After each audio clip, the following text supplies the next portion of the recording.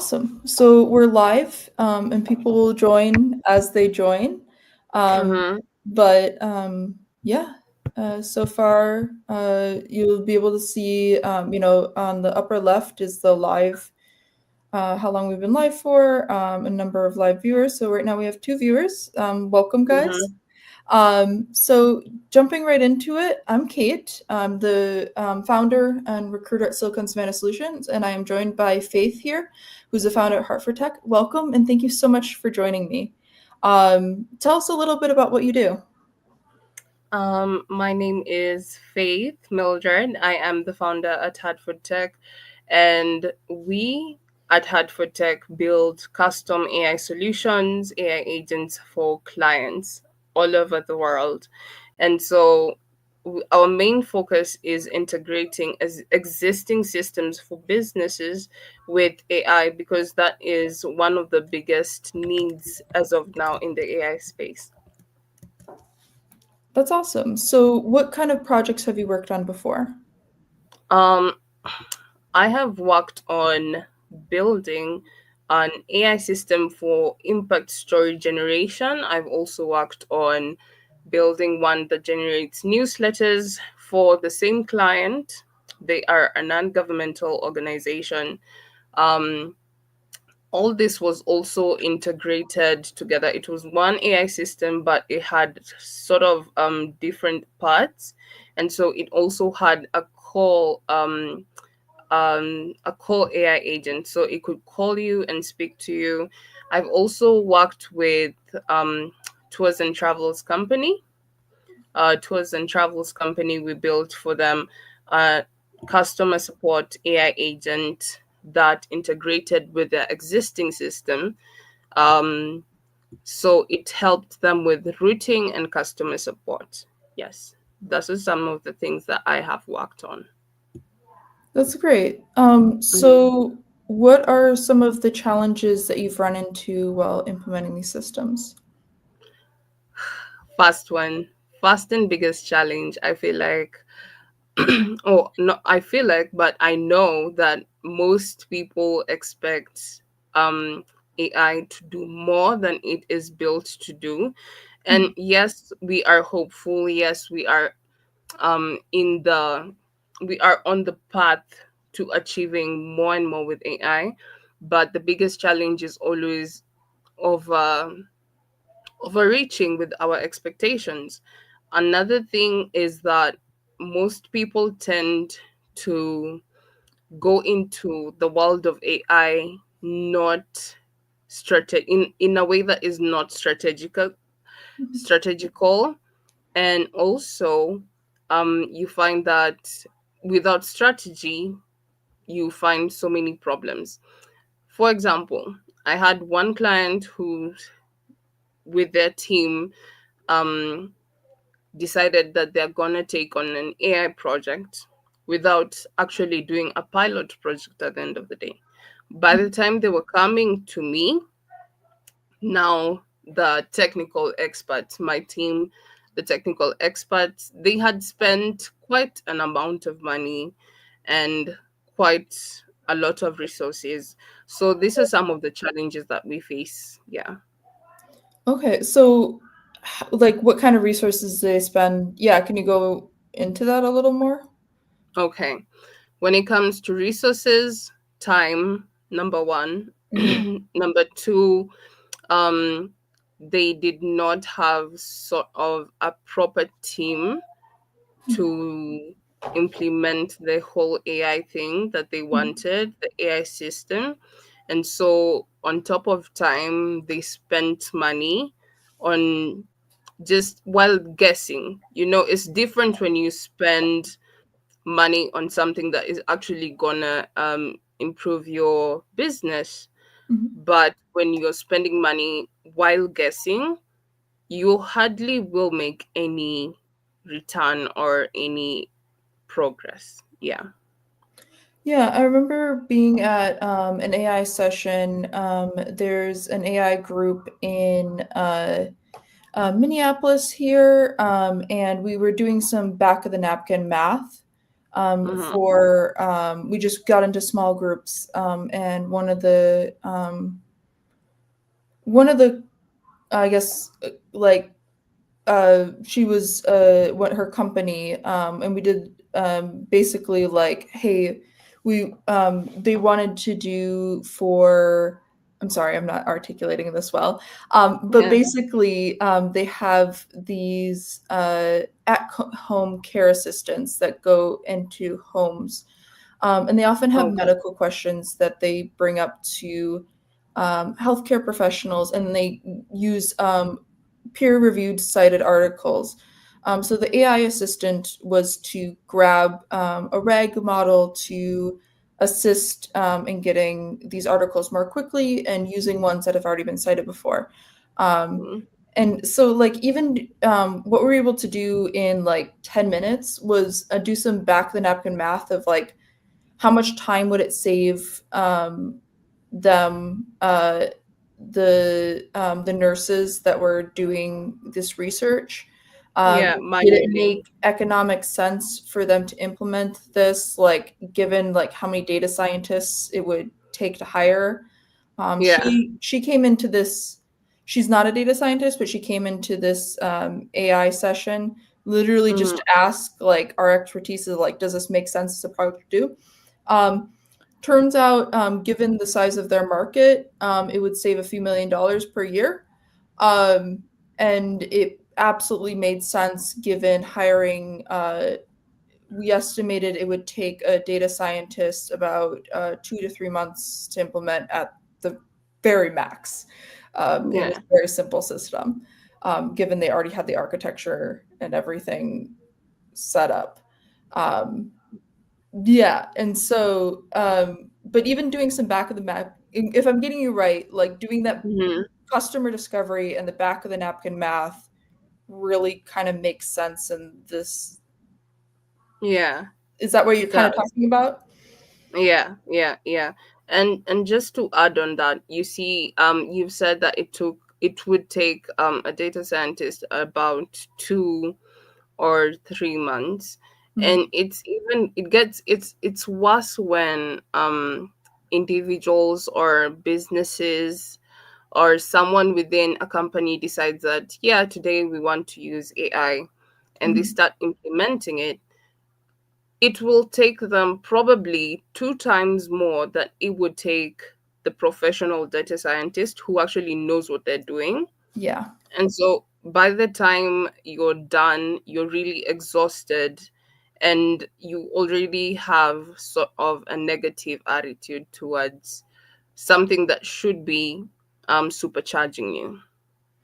Yeah, and I think a lot of organizations don't take into account like, do you already have like a web app made or an app?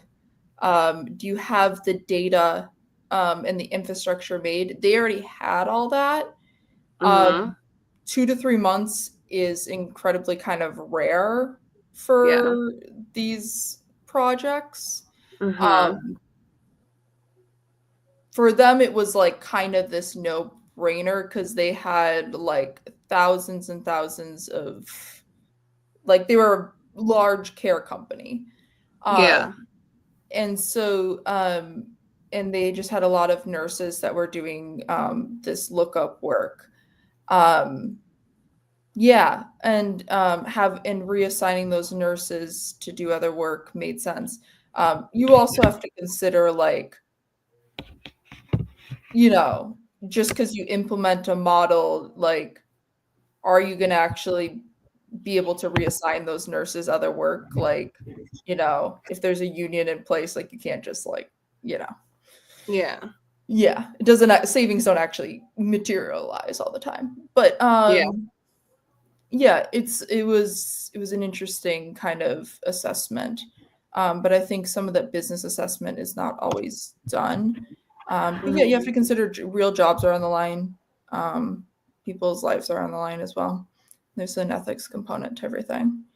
Yeah. um, but yeah, what are kind of going back into things a little bit more, yeah, what are kind of some of the misconceptions that you've run into, like specifically about like people what people think AI can do and what it actually can do.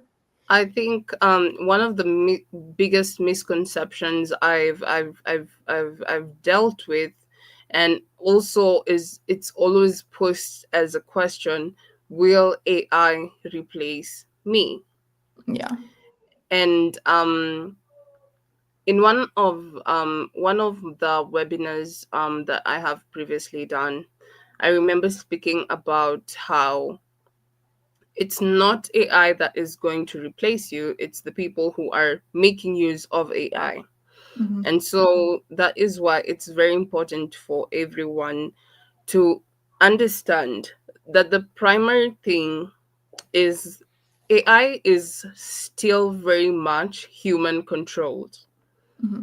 And that gives you the ability to make use of it to take you to the next level. However, given a very simple example, yeah, you have someone who's manually sending emails um, in a day, and you have someone who's using an AI system to send emails. Probably the person who's doing the manual work will um, take the whole day sending emails. Then the person who's um, using AI will send personalized emails to each individual at a shorter time frame. So, just to address that question, AI is not here to replace you. We talk about working with AI to supercharge you, working with AI to increase your ROI, working with AI to take your business to the next level. I feel like that is a very big misconception that AI is here to replace you. AI is not here to replace you. AI is here to it's a tool. It's very much a tool. And of course in the future things might change.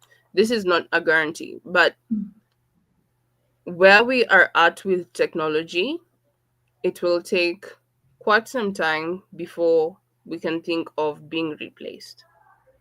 Yeah. Yeah. Yeah. I've noticed that in the software industry a little bit Hmm. is Yeah. people think that they don't quite need software engineers right now, that they can code without a software engineer. Uh-huh. Um, and definitely there's AI assisted coding that can go a little bit faster. Yeah. Um, I noticed there's some technical debt that definitely Yes. can happen with that if you don't do it right. Yeah. Um, I also have noticed some people, doing the vibe coding thing, and then they Mm-hmm. create a application with so much technical debt that they don't understand that it becomes so large and so kind of unwieldy that and it's not architected well, that when they Yes. create a feature that yeah, they try to build on it a little bit more, it kind of crashes, has been an Mm-hmm. interesting phenomenon. Yeah. Yeah. And yeah, it's been interesting. I don't know if that's going to be the future forever. Um, Mm-hmm. things are advancing, and that Mm-hmm. that's likely to change. But for right now, I don't. I think people are a little over like non-technical people that are using AI to code are a little more or overconfident in what they can do with AI than what is reality, if that makes sense. Yeah. Just to touch on vibe coding. Mhm. It's very famous, it's very popular. Everyone is trying to vibe code. But Mhm. you- I saw it in people the do not. mainstream news lately. It got to the Yeah. mainstream news, and I was like, "Oh, that's interesting."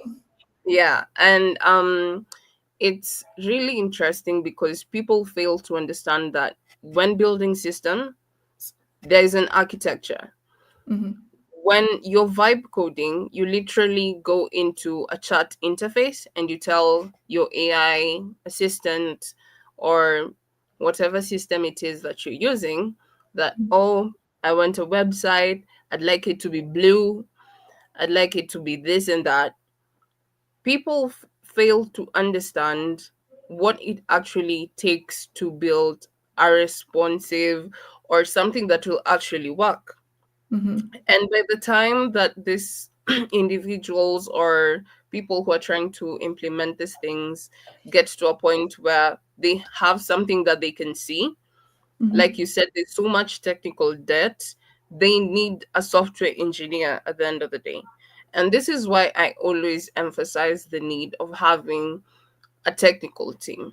It's not bad to buy vibe code. I wouldn't say it's something that is bad. It's actually nice that you can try and test and see how the world of code can look, but that is only at the very least, or prototype level. You Mm-hmm. can't really do anything more than that. You can't really do you can't really do much unless you have someone who has proper knowledge in the area of software engineering. You can't tell me that you're going to build um, an entire backend in a language that you don't understand, in a coding language that is for our viewers, coding language that you don't understand, and you won't have problems. Of course, you will experience problems.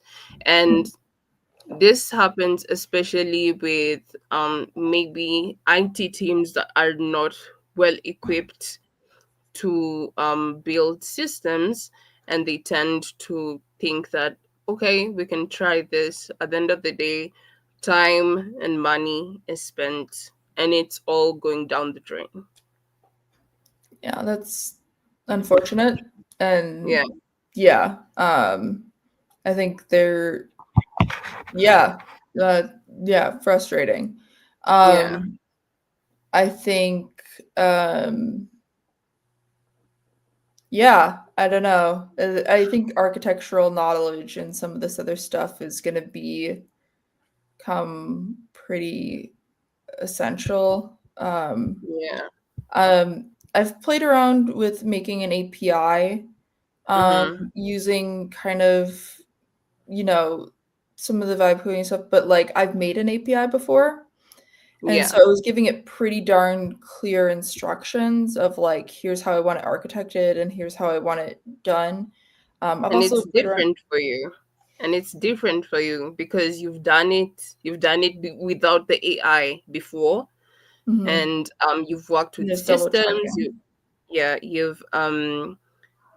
so when you're using an AI system, or when you're using an AI assistant, coding assistant, it's so much different compared to someone who does not have the same knowledge. In the world of AI, they always say garbage in, garbage out. It's Mhm. very true. Yes. So your output is primarily based on your input. And I would say APIs are one of the more easy things that Yeah. exist. That it's a layer that isn't. I mean, there's validation that goes on. There's important things in that layer, but Mhm. I wouldn't put it at, yeah, um, the worst thing to happen. But it was an experiment and it was interesting. Mhm. Um, I've also experimented with front end a little bit, but like when the front end, I'm using the terminology Yes. that exists there, and yeah, it's interesting. Where someone, yeah, I don't know. Um, but yeah, what going on from there? What are you most excited about in kind of this AI space? What do you see going forward? I'm mostly excited for actually the use cases that are being used, and you'd be Mhm, shocked at some of the use cases that you end up implementing for clients. And they really open your mind to see mhm, things um on a different level. So you find and leave alone the usual stuff that you hear about, maybe operational automation, sales, or AI cutting costs. You find, for example, just before this, we were talking about hyper personalization, Mhm. and the was it the article you wrote, or Yeah. was it, yeah, it was about you you had like a situation where you are able to have an interior designer that is hyper personalized to a specific individual. So I have things that I like, you of course have things that you like, and in the world of interior design that may look like two different worlds. Mhm. When you're implementing such a system, it really speaks to the user. It really speaks to the user when it's hyper personalized, as opposed to a one size fits all. Yeah. Yeah, and I can link the article in the chat. It is, yeah, I think that it's kind of a double-edged sword. I can kind of go over the article that I wrote a little bit. I Yeah. think there's definitely potential in that space for like saying like, hey, I'd like a piece of artwork in or like or cloth in like the Swahili coastal design, Yeah. and getting something that's kind of you like that maybe not be as much available on the market. Mm-hmm. But there's also like a limited like if that design isn't as available in you know in the on the internet and in like common uh speak like if there's not as much material available, Yes. it can be a create like killer of creativity as well and kind of bring everything to a like common denominator that's like not as interesting. Mm-hmm. The article also goes into like making it a lot easier for like this hyper customization of a lot of things. Mm-hmm. Doesn't like lend itself to like going to the thrift store or like going to your local market, and like really reusing stuff in a way that and like repainting and repurposing in ways that are there. It really lends itself to like the Amazonification of everything. Mm-hmm. um I could go into that the whole thing, but it kind of talks about like the different stages of it and like basically how you can use 3D generative 3D generative like Generalization. well no 3D like well the first thing is 2D generative AI Oh image yeah. search, Alexa making a shop print on demand, and then eventually like 3D design and like generating all of that. Yeah, it was a fun Mm-hmm. article to make. Got some interesting attention from it from some people I really admire in the industry. Mm-hmm. Yeah. So it was a fun one to write. But yeah, but I think there's some cool stuff happening in AI in that regard. Certainly don't consider myself an expert in it, but it was fun Mhm. to think about Yeah. a little bit. Yeah. And just remembering on what we had spoken about earlier about Mhm. people fearing being replaced by AI, we're Mhm. literally at a point where um AI is not here to replace you. We are getting into augmented intelligence.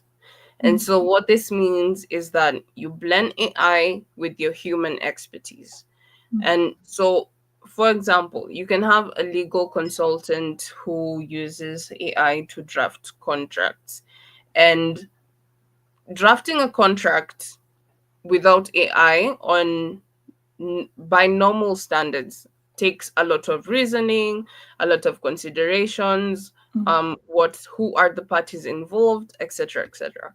But if you have sort of an AI system that can help you with this, if you're a legal company, it helps you do everything quickly.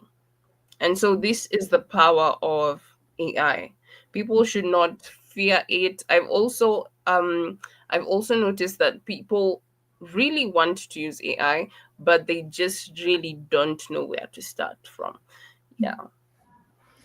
Yeah, and my understanding of the legal space is a lot of before AI, people were kind of copying and pasting legal Yeah. contracts before that, and then editing them slightly.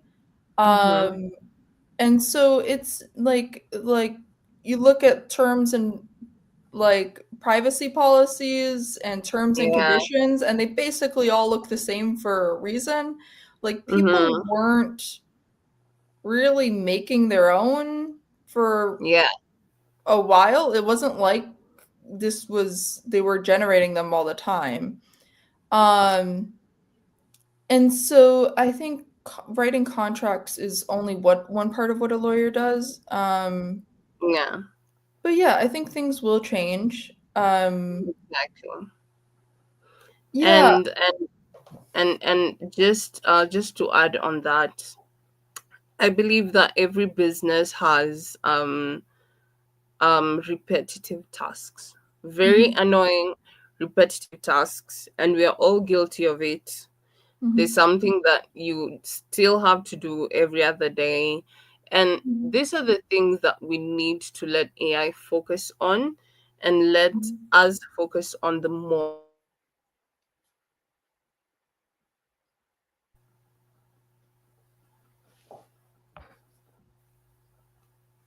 Sorry, I think either my side or yours froze for a second, so I didn't hear. Oh, I heard it. You know, okay. focusing on repetitive tasks and then focusing Yeah. on we should focus on something. Yeah, I was just finishing by saying that we need to focus on the more important things and allow Mhm, AI to deal with the repetitive tasks. For mhm, example, you're a company does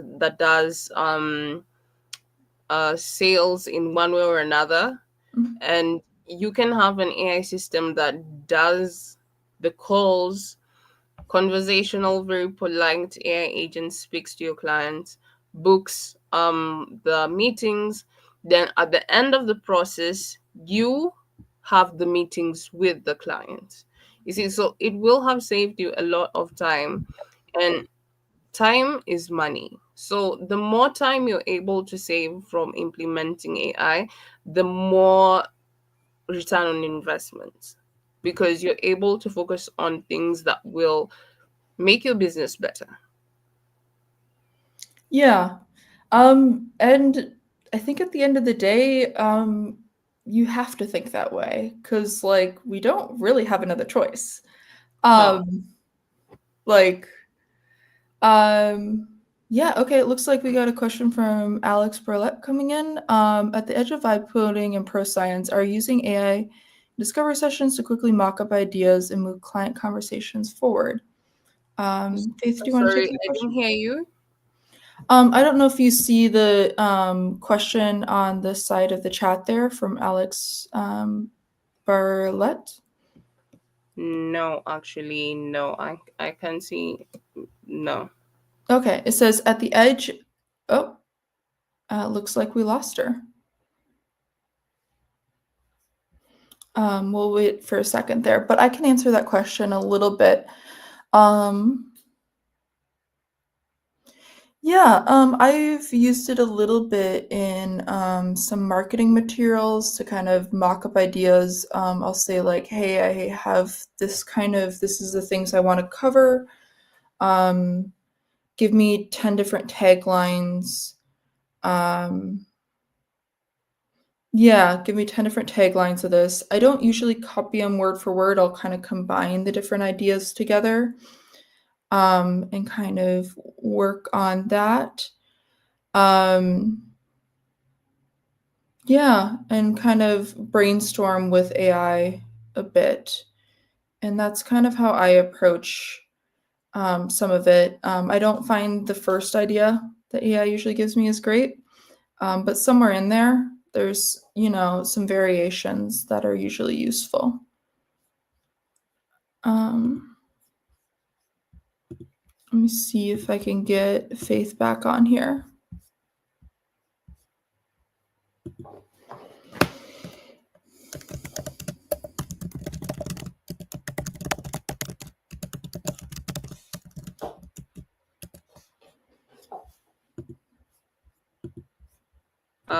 I think I There just we had are. some sort of downtime, but yeah, I'm back. So, what was the question? Alex,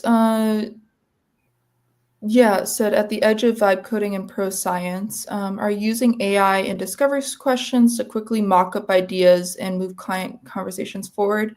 And then I was talking a little bit in response to that about how I use it for kind of brainstorming sessions. So Mhm. recently I was making a pamphlet for Silicon Valley Solutions, and I was just kind of like working through some different taglines and some different ways I wanted to word things. So I'd say, hey, give me 10 different, here's the ideas that I want to cover. Give me 10 different ways of doing this. And I didn't necessarily take any of the ideas word for word, but like I kind of combined a few different one of them.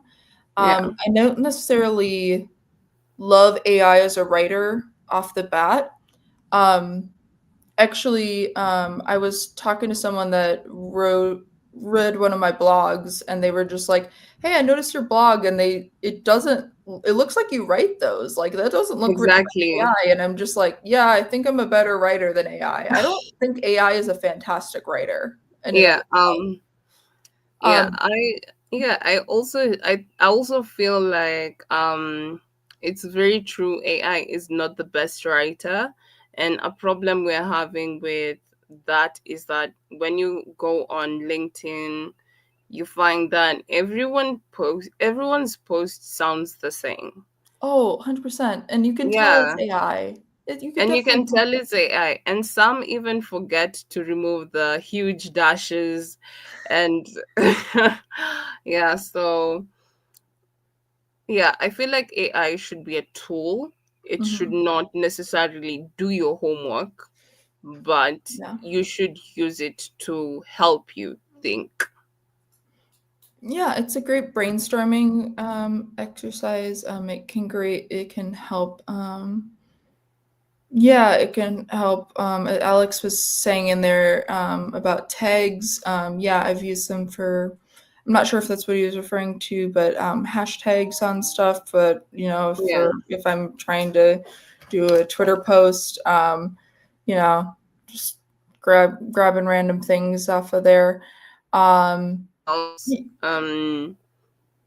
also, I feel like depending on whatever model you're using when it comes to AI, also determines the kind of Mhm. results that you get. So if it's something basic, it's not so demanding, just use the normal models.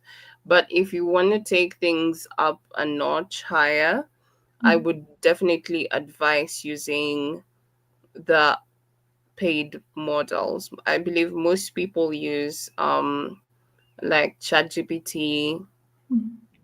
and most people use the pro version or the free version.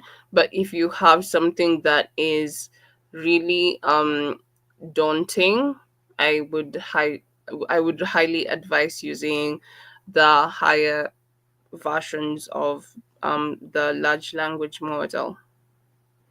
Yeah, and I haven't experienced it as much. I've mostly stick to ChatGPT, but I've heard just like Gemini and Llama and some of the other ones Hmm. do have different tones to them, Yes.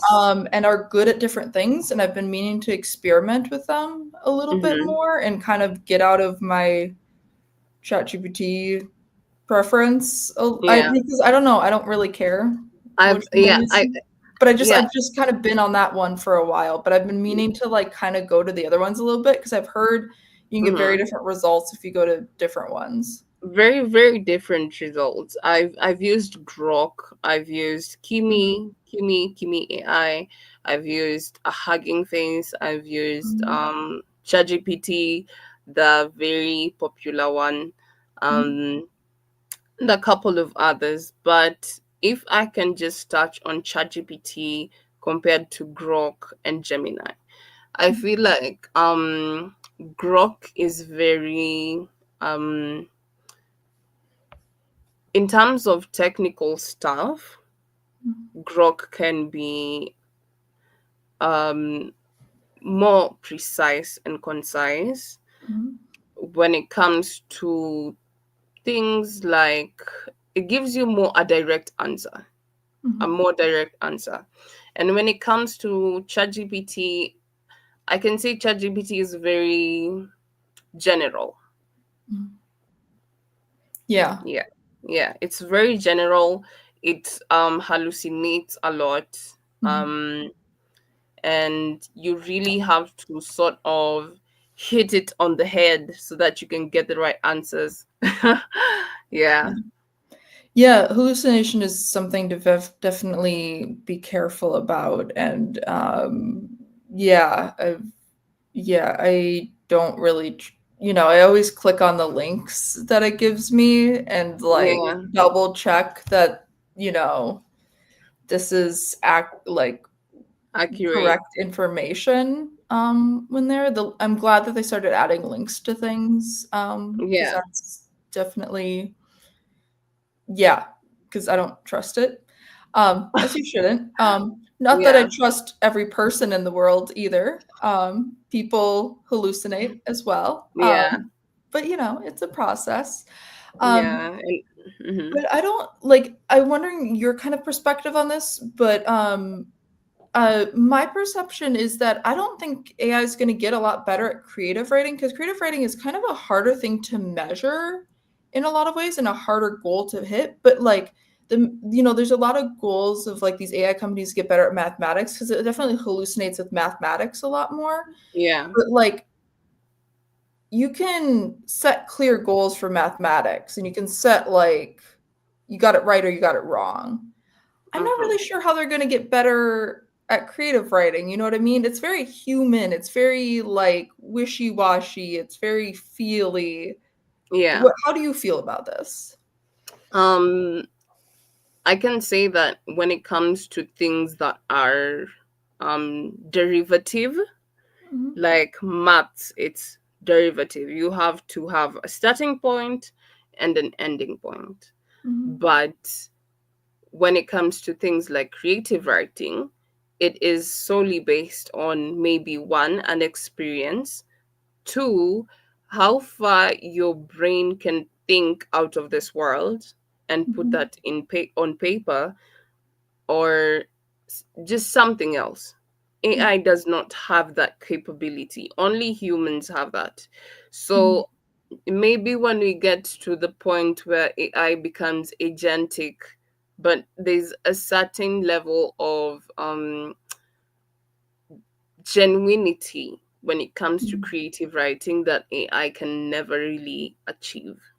Yeah. Because yeah, you have to tell, for example, if you want to write an article, you have to curate an entire system prompt. Mhm. So if you want it to be a fun article, you have to do that. Whilst when you're doing that as a human writer, it's completely different because it flows, it's intrinsic. Mhm. Yes. AI is sort of is AI is not does not derive those things. It does not really get those things from within. It gets them externally from other sources. Yeah. Yeah. And it just like it gets all of the world and like you can rate it and say like Shakespeare is better than this and that, but yeah. Hmm. Yeah. It doesn't have that internal sense. Exactly. The internal sense. That is the word. Um, yeah, yeah, I don't know. It's a hard thing, but yeah, to kind of move on, I guess, and kind of get back to the business part of this. Yes. What are some industries and niches that you kind of see, or like how, yeah, kind of go into the topic, how, like, what are some niches that you see that businesses can use AI in? Okay, so a couple of use cases that I have personally implemented working with my team. I have dealt in customer support. I have dealt in sales automation, sales and marketing automation. I've also dealt in writing, so that is writing newsletters, etc., etc. I've also dealt in some financial work. Mhm. Some of the use cases that I believe businesses can make the most out of right now, or can have implemented for their systems, is customer support. I believe that every business has some form of customer support that they need. It can be in the form of customer or technical support, depending on what your business does. Um, but you have to respond to clients in one way or another. Mhm. So there's the everyday FAQs, Mhm. frequently asked questions that come up, and you will always find clients asking them. That Mhm. is part of business. You can have AI answer these questions for you, and some of the, if I can just touch on something that we're building at Hartford Tech, it's called Dana AI. It's a customer support agent, and it has a knowledge base. So basically, it knows your business and it responds to your clients on um, all your messaging channels. So be it Slack, Facebook, Instagram, WhatsApp. So we built this system because I personally was frustrated with customer support and technical support. You call, you have to wait on the line. But with this system, it responds immediately. It knows your business and it knows your clients, Mhm. and it personalizes the experience based on who your client is. It also has Mhm. features like sentiment analysis. So when your client is angry that they didn't receive their order, um, the AI agent will be able to respond in a way that calms your client. And at the end of the day, the biggest thing that businesses want is customer retention. You want to keep the clients that you have. In as much as getting new clients is important, Mhm. retaining the clients that you have, that is the biggest win at the end of the day. Mhm. Because if you keep churning in clients and you keep losing them, then you're not on the right track. Yeah. So something else that I have implemented, or would say that businesses can use as an AI use case, you have inventory tracking. Mhm. So AI can help you with inventory tracking, Mhm. still dependent on your type of business. And AI can also help with route tracking for logistic companies. And um, it can also tell what are the best routes to use on particular days, and it can save you a lot of resources when it comes to logistics. Another use case that I would advocate for is financial projections. Mhm. Yes, you have times when business is not as vibrant as Mhm. you would expect. You have low seasons, you have high seasons. AI can help you predict this. Um, of course, with external data that is coming, still dependent on the type of business that you're doing. If you have stock, if you're a company or a business that deals directly with stock, you can Mhm. have AI tell you when your stock is about to be depleted, give you numbers of what exactly you need and at what date and at Mhm. what time. And so you're able to stay afloat. Yes. Mhm. And you don't really miss a lot of information as opposed to when you're manually doing the work. Yeah. I'm not exactly sure how they're doing it, but there's a company here in Minneapolis that's doing kind of like Mm-hmm. financial projections based on events around here. I'm not sure if it's Eventbrite or what they're plugging into it. Mm-hmm. But you can imagine if you're a bar and there's a concert right across the street that's happening Yeah, tomorrow, you should probably have more bartenders on staff. exactly. And you should probably stock up on, French fries and whatever else, Yeah. and, the drinks, because, that's what people do. Yeah. So, um, Um, yeah, just to add on maybe the last use case that I think can be really important for businesses today is HR. When you think mhm, about HR, there's a process of hiring. mhm, um okay, there's a process of, before hiring, you try and find the candidates, yeah, and the process of looking through all those CVs is very hectic. You mhm, can have AI look through the CVs that your candidates send out, and match this candidates to the right role. And mhm, also, on top of that, you can have an AI system that trains um, your new recruits. I feel like training recruits is really hard, and it takes a lot of time and patience. So if you have a system that trains them, they can continually practice with it and improve over time, as mhm, opposed to now when maybe you have like a 2 week training or 1 month training.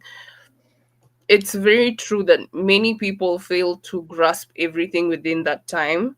A lot of mistakes happen. mhm. So all of these things can be prevented as long as you have the right systems in place. Yeah. Yeah. I want to get to applet tracking systems because I think they're very interesting. But we have a question from Edwin coming in who's asking about agentic AI. I guess, Edwin, if you're still on the line, can you be a little bit more specific? Um, he asked, have you looked into AI agents that can autonomously complete tasks or make decisions? Do you see them becoming useful for small businesses soon? Um, Such a general question. There's so much there. So Yeah. I'm just not sure how to answer that one, but I don't know if Faith, you want to take that question? Yeah, yeah, definitely. Agentic AI. And so the difference between AI assistants need human intervention.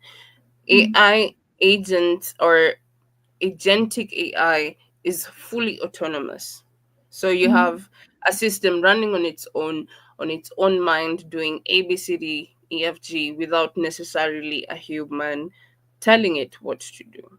mhm, There are few, I will emphasize, there are few systems, there are very few systems that are existing in the market. I mhm, feel like the US is very um is really out there when it comes to AI systems. You guys are a leader when it comes to technology, especially in the AI space right now. You're really spearheading it. And also China has a mhm, lot of agentic AI systems mhm, that are in place. I would say that they are gonna become important at one point for businesses, but it would be very, very hard for any business who has not implemented any AI to just jump into agentic AI without understanding the basics. You can't move to yeah, you have to it's like there's a process, or like there's a flow. So, yes, they're going to be important at one point, and I believe that they're going to be in the market in the next few years, but people have to understand that there's a point to which everything starts, and that is knowing that how do you implement AI into your systems, then now move to agentic AI when it is available for small businesses. Yes. Yeah. Um, Kind of going back to things. Yeah, working kind of on the recruiting space, I have mixed feelings about kind of using AI in applicant tracking systems. I personally don't. Mm-hmm. Um, I have found great candidates that probably would have never passed True. if you would have put them at an applicant tracking system. Mm-hmm. Um, they probably, I'm pretty sure Andela and some of the bigger places probably do. Mm-hmm. Um, and Microsoft and etc. Yeah. Um, we're very small recruiting Yeah. firm, Yeah. and I work with people, and I will redo their resume before the client sees them. Yeah. It's a double-edged sword because sometimes people that aren't good at doing their resume have other like red flags about them, maybe True. lack of professional skills, and sometimes Mm-hmm. they don't not good at doing resume because nobody ever taught them. Um, Yeah. One thing I've noticed in the Kenyan system versus the American system Mm-hmm. is a lot of Kenyan universities just don't have resume classes. Like No, we in don't. university, I was required to have as part of my public speaking course, um, Mm. a resume course. We also had full-time staff that were at a career center. That is not Okay. a common thing in Kenyan universities. No, Um, it's not. and I've seen, and there's just different formats to a Kenyan resume. So, so yeah, I recruit from Kenya, pretty much exclusively. If I get a resume from somewhere else and they're interesting, I'll still give them a shot. But that's pretty much where I receive them. And Kenyan resumes tend to be sometimes pretty long. They'll be like 5 pages long. I'll be like, you need to shorten this to 1 or 2 pages because we're showing Yeah. this to an American, and that's what they're used to seeing. And so I'll work with them and do one-on-one coaching and say, here's where we're going to go. And sometimes the resumes will be too short because they just came out of university and the client is interested in a junior developer. And they're like, I Yeah. don't even know what to put on my resume. And I'm just like, have you done volunteer experience? And they're like, yeah, but that's not a job. And I'm just like, Americans love volunteer experience. Like, Yeah. they don't view Mm-hmm. things in the same ways that, like, a lot of Kenyan employers don't care about volunteer experience for some reason. Yeah. And that's Mm-hmm. not the perspective that Americans have. Um, Mm-hmm.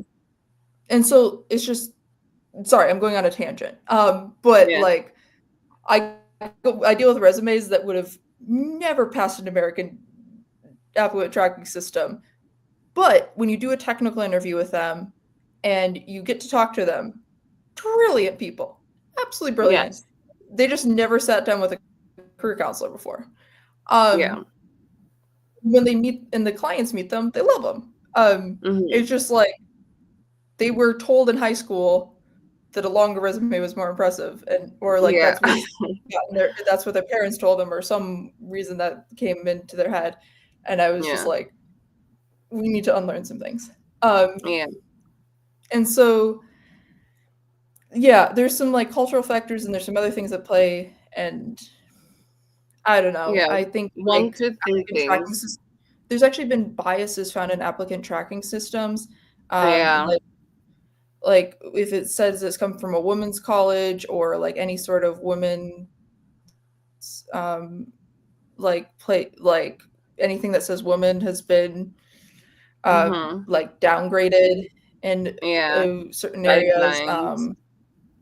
Yeah, there's been other places where yeah, luckily they mostly strip the names off of them and they do other stuff that tries to make it better, but Mm-hmm. there's been yeah, there's been a lot of bias found in these systems.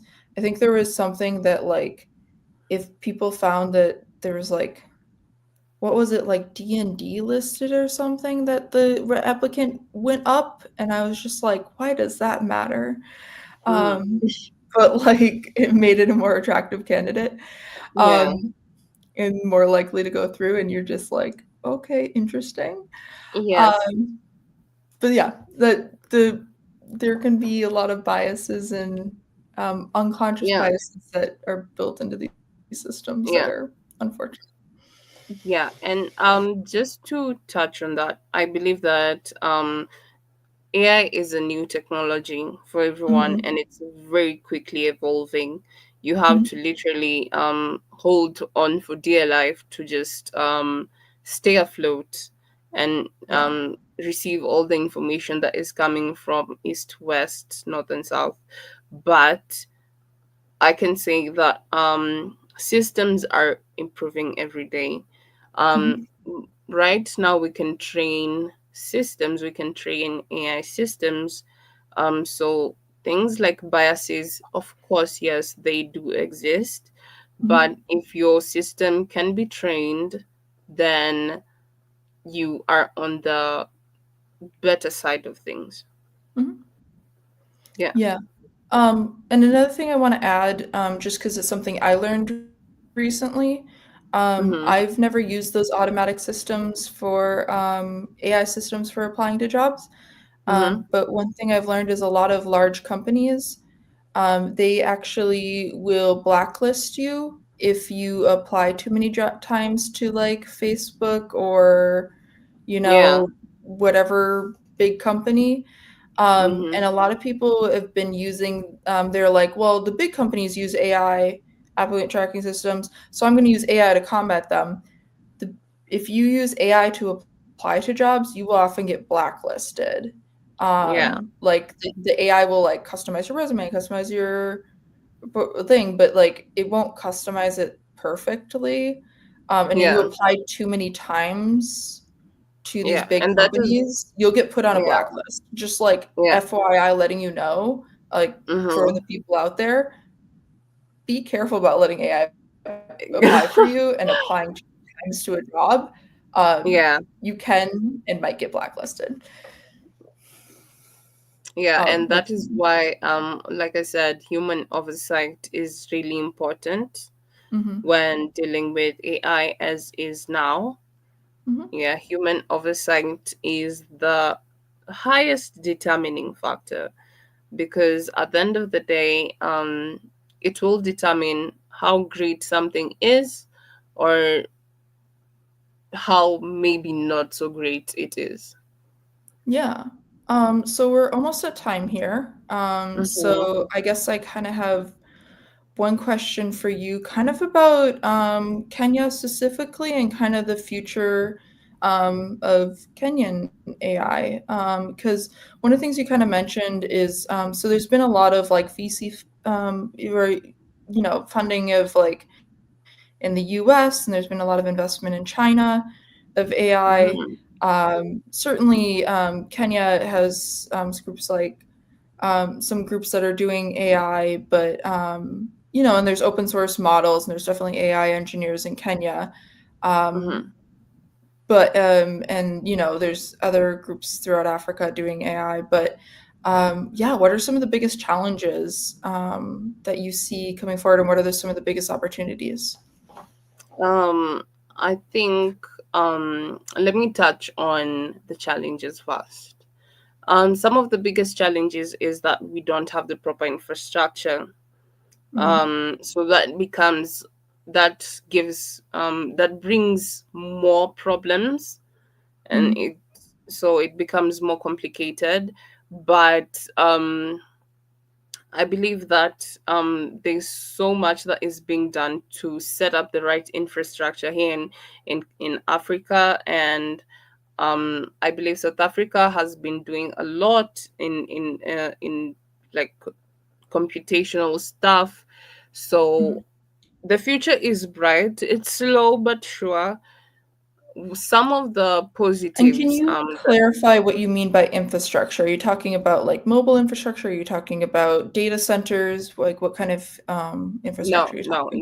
no. When it comes, I'm talking specifically about data centers, Okay. and also like large language models are mostly Mhm. built in the US and others in China. So that is Mhm. what I'm speaking of as infrastructure. Um, Mhm. when it comes to the other type of infrastructure, mobile infrastructure, all that, it's actually really good here. You guys Yeah, should it's come here. actually I learned the speed is actually better on average than the US. Yeah, you guys should come here. I'm really rooting for that. I Yeah, I but used it's been 2 years since I've been there. yeah, It's been a while. yeah, yeah. So everything is really, really great. I feel like we need to get to the point where we build our own large language models, and that is what I Mhm. mean by infrastructure. Um, One of the greatest things that we have right now is that we are receiving funding from VC funding. We have Antler, we have different types of accelerators. We also have Google Accelerator here in Africa and Mhm. Kenya, and there's so much funding that is being put right now. Our governments are giving AI companies funding just to supercharge you and take you to the next level and give you sort Mhm. of the feet on which you stand, just to give you the strength to stand and just do business at a different level. So yes, there's a lot that needs to be done, but I believe that we're on the right track. And these computer science engineers, software engineers graduating every day. There's so many people in Africa who are knowledgeable and very capable.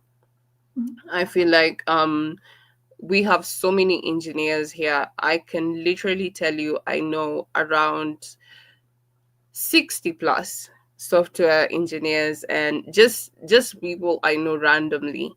So Mhm. you can imagine the number is really, really big. And I believe it's gonna get bigger because people are really into tech here. Yeah. Mhm.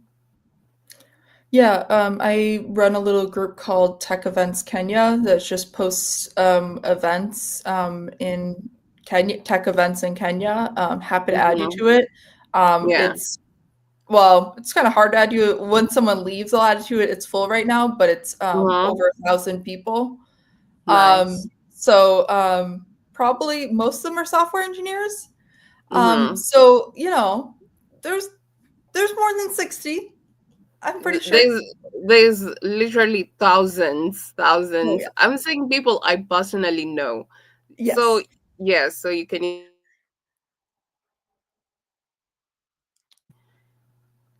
out of all the people you actually know personally, that's quite a number.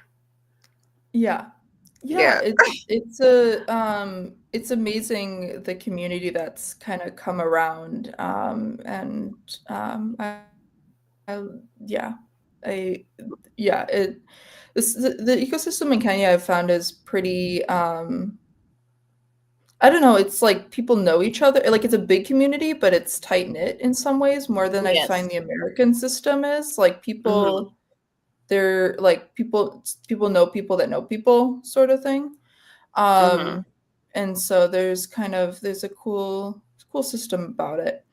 Um, yeah. So that's great. So yeah, definitely some opportunities with building on large language models there. Mm-hmm. I'm excited to see, you know, um, what happens. And thank you so much for your time. Yeah, thank you, Kate, for having me, and also thank you to everyone who took their time to join. Yeah, I'm really grateful. Yeah, Okay. Bye. bye.